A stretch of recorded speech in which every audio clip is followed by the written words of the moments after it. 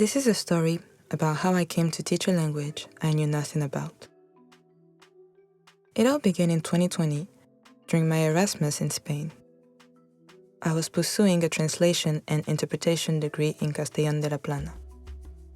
I was working with French, English, and Spanish, the languages I knew at the time. So imagine my surprise when one of the classes I was looking forward to was taught entirely in Valenciano, a regional language. I asked the teacher for a coursework in Spanish or English so that I could understand, but he bluntly said no. If I wanted to stay in the class, I had to either learn Valenciano, ask for help from other students, or drop it.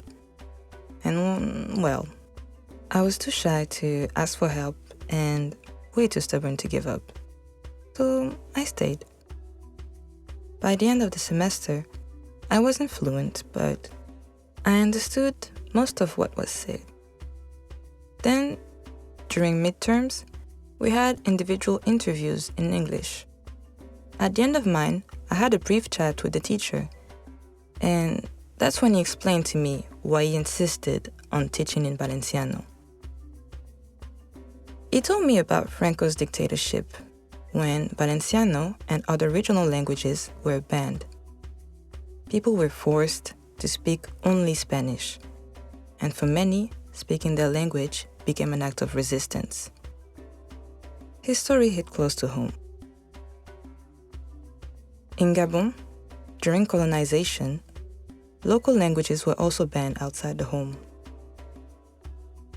My mom grew up in this system where kids were beaten in school for speaking their language instead of French.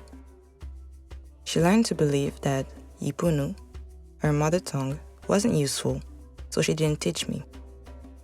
That conversation with my teacher made me realize how wrong this all was. I had to do something. That's how I started digging for resources to learn Yipunu.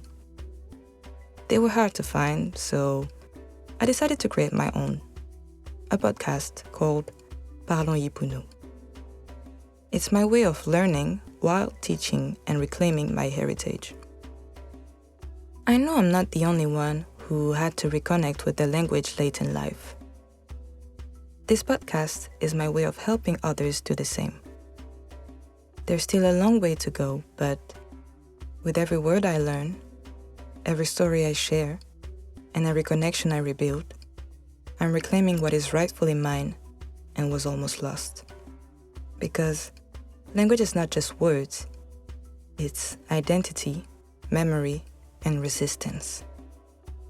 With that said, I will leave you with a new expression to add to your vocabulary. Ikengualio, or as they say, until the bird sings again.